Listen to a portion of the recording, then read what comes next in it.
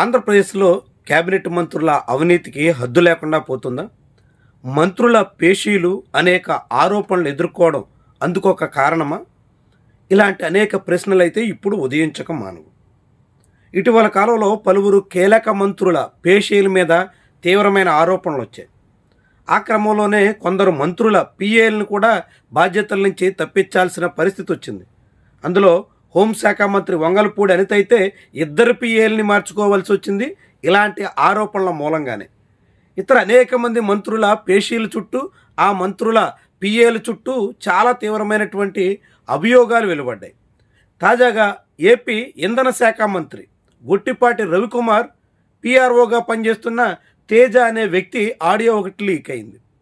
తమకు ఆ వ్యవహారాల్లో పర్సంటేజీలు ఇవ్వాల్సిందే అని అతడు డిమాండ్ చేయడం, అందులో 10, 12, 14% అన్నట్టుగా అతను అడుగుతుండడం, ఇదంతా లోకేష్ చూస్తారు అని మంత్రి లోకేష్ పేరును కూడా ప్రస్తావించడం, ఈ ఆడియో క్లిప్ ఇప్పుడు బాగా వైరల్ అవుతుంది. అంటే మంత్రి పేషీలలో ఎలాంటి దందా నడుస్తుంది?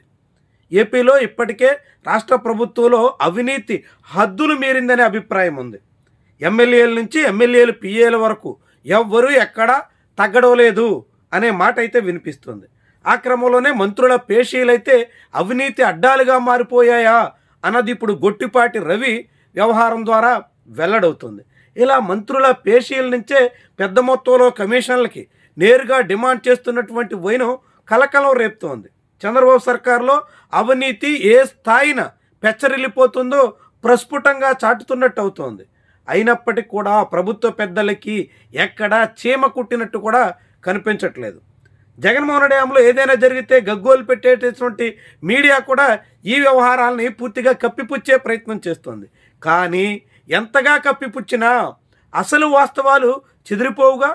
జరుగుతున్నటువంటి అవినీతి అక్రమ దందాల్లో బాధితులుగా ఉన్న జనానికి దాని భారం తప్పదుగా.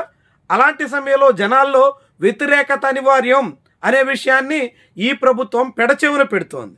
విషయాన్ని కప్పిపుచ్చేసి అవినీతి బయటకు రాకుండా చేసేసి ఎంత పెద్ద స్థాయిలో ఆరోపణలు వచ్చినా వాటన్నిటినీ మసిపూసి మారేడికాయ చేస్తే అంతా మరిచిపోతారు అనే ఉద్దేశంతో ప్రభుత్వం ఉన్నట్టుగా కనిపిస్తోంది.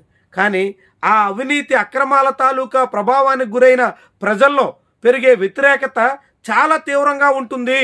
ఆ తాకిడి అత్యంత తారస్థాయిలో చేరుతుంది అన్నది చాలా అధికారంలో ఉన్నటువంటి వాళ్ళకి పడుతున్న దాఖలాలు లేవు. అందుకే ఇలా ఒకరి తర్వాత ఒకరన్నట్టుగా ఒక్కొక్క మంత్రి వ్యవహారం బయటకు రావడం, ఆ పేషీలో ఉన్నటువంటి సిబ్బంది మీద చర్యలు తీసుకోవడం, అరకొరగా తూతూ మంత్రంగా కొంతకాలం పక్కనెట్టి మళ్ళీ వాళ్ళకే బాధ్యత అప్పగించడం, ఇదంతా ఒక నిరంతర ప్రక్రియ అన్నట్టుగా సాగుతోంది.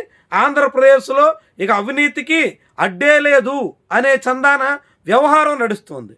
ఇది ఇప్పుడు చాలా పెద్ద స్థాయిలో ప్రభావం చూపడం ఖాయమని మాత్రం మనం చెప్పొచ్చు. ఎందుకంటే మంత్రులు ఒక్కొక్కరుగా అచ్చెన్నాయుడు పేషీ దగ్గర నుంచి మంత్రి సవిత పేషీ వరకు అనేక మంది విషయాలు ఒక్కొక్కటిగా బయటకు వచ్చాయి.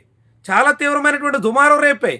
అయినా కూడా అనేక మంది విషయంలో వ్యవహారాన్ని కప్పిపుచ్చే ప్రయత్నమే ప్రభుత్వ పెద్దల వైపు నుంచి నడిచింది. కానీ ఇప్పుడు గొట్టిపాటి రవి ఎపిసోడ్లో నేరుగా నారా లోకేష్ ఇవన్నీ చూస్తారు అని చెప్పడం ద్వారా చాలా పెద్ద స్థాయిలో అవినీతి సాగుతుందని, భారీ మొత్తంలో దందా నడుస్తుందని యథేచ్ఛగా చెప్పినట్టు అయింది. అయినప్పుడు కూడా ప్రభుత్వ వైపు నుంచి ఈ విషయంలో కూడా ఇప్పటి వరకు స్పందన లేదంటే ఇలాంటి విషయాన్ని కవరప్ చేసే ప్రయత్నం ఎంత బాహాటంగా సాగుతుందో తెల్లం చేస్తుంది.